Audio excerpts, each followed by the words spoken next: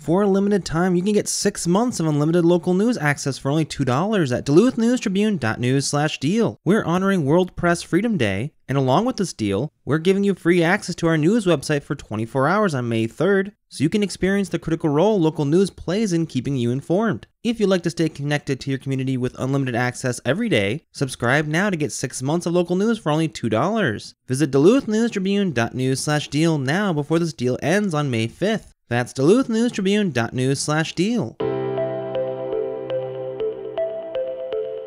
Hello Northlanders, it's Friday, April 28th. I'm Wyatt Buckner with your Duluth News Tribune Minute, presented by Minnesota Power Employees Credit Union. The average MPECU member saves over $785 a year in better rates and lower fees.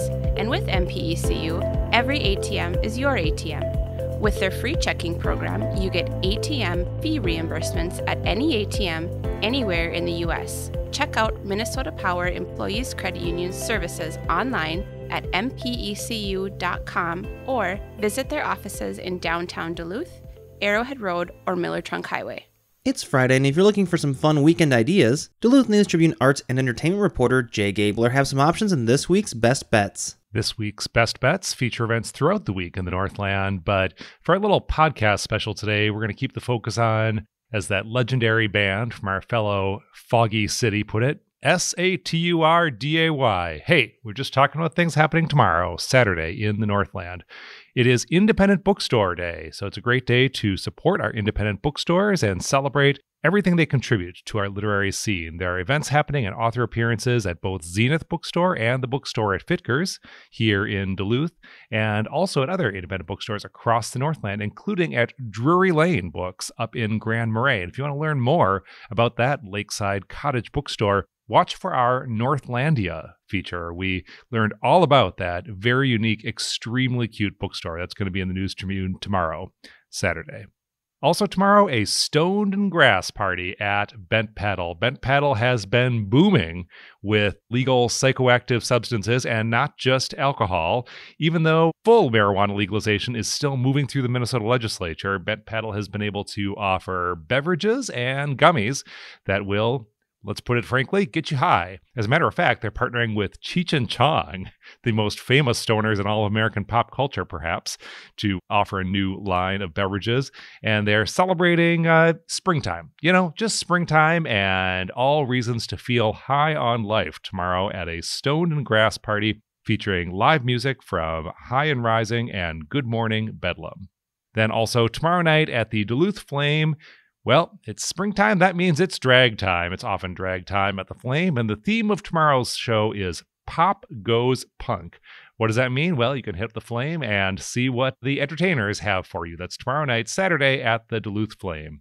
For more on all these events and other best bets for the week, check out duluthnewstribune.com. I'm Jay Gabler. Now here's a look at today's headlines. A Bayfield County jury has ordered Essentia Health to pay nearly $19 million to the family of a newborn who suffered permanent brain damage as a result of a serious infection that staff failed to diagnose. The panel last week found the Duluth-based health system 100% liable for injuries suffered by Johnny Galligan 8 days after he was born in 2013. Court documents state that Ashland Clinic staff initially believed the child was having digestive issues. It was not until he was flown to a Minneapolis hospital in critical condition that another medical team discovered he was suffering from bacterial meningitis, a potentially fatal condition. Johnny, now 10, is in a wheelchair and cannot walk or speak as a result of his brain damage, said Garrett Gondike, an attorney representing the family. He experiences seizures, is nearly completely deaf and blind, and has a shortened life expectancy. Galligan's parents, Stephen and Alina, brought the malpractice suit against multiple defendants, including Essentia in 2020. The verdict, accounting for past and future medical expenses and emotional damages, is likely one of the largest ever jury awards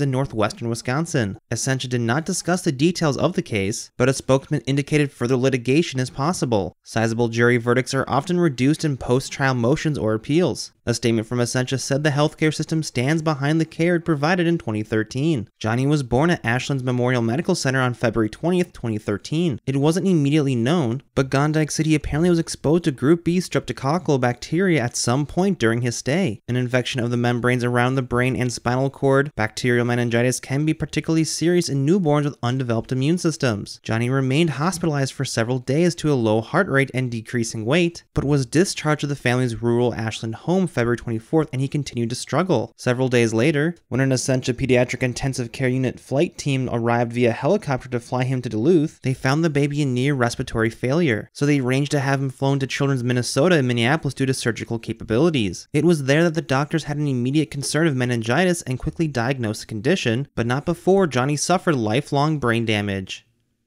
Judge Sally Tarnowski was the first woman to head the Northeastern Minnesota Judiciary, pioneered mental health and Indian child welfare courts in Duluth, and led an unprecedented shift to online court hearings amid the COVID-19 pandemic. Outside the courtroom, the Duluth East Athletic Hall of Fame member was known to run circles around her friends, running, biking, golfing, playing pickleball, hunting, or fishing, with a seemingly endless energy that allowed her to accomplish more before 8 a.m. than most people could in one day. Hundreds gathered for a memorial service in a ballroom at the Duluth Entertainment Convention Center nearly 2 months after Tarnowski, 63, was fatally struck by a car while on her beloved morning run during a vacation in Venice, Florida. Her family was joined for the service by some 24 state and federal judges, many local attorneys and court staff, law enforcement, and even some former defendants who had appeared in Tarnowski's courtroom. Colleagues said Tarnowski was particularly proud of her work to establish the Indian Child Welfare Court, which has served as a national model for courts to provide a more culturally sensitive approach in custody cases involving Native American families. Bree Busey, director of the Center for Regional and Tribal Child Welfare Studies, said it was the result of a training they attended together in August 2014. Tarnowski approached her immediately afterward and decided she wanted the program up and running by April. Abandoning the traditional elevated bench, Tarnowski pulled together a few tables in her courtroom to set up a more relaxed, round table setting adorned with traditional Native American medicines. The program evolved and grew, and was even highlighted by the Washington Post. Owing to her close ties with local tribes, Thursday's service included a blessing by White Earth National spiritual leader Frank Goodwin and a performance by the Cedar Creek Drum Group. Tarnowski also helped establish the South St. Louis County Mental Health Court in 2009, presiding over it until her death. Tarnowski was a fierce supporter of the Minnesota Vikings, had an affinity for Rudolph the Red-Nosed Reindeer, and loved to cook for her colleagues and friends. Most of all, Chief Judge Leslie Byers said she, quote, lit up the room, end quote, whenever she had a chance to talk about her two children, Katie and Ben.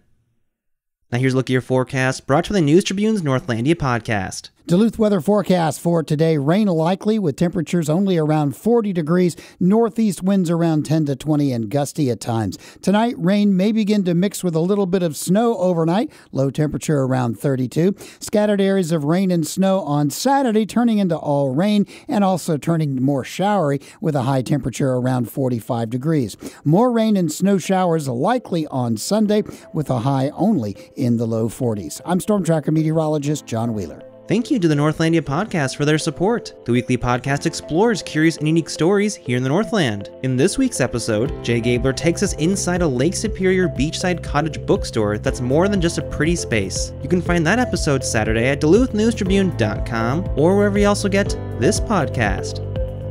Reporting for today's episode was done by Tom Olson. Thank you for listening to the Duluth News Tribune Minute. Have a great weekend, and we'll see you back here Monday.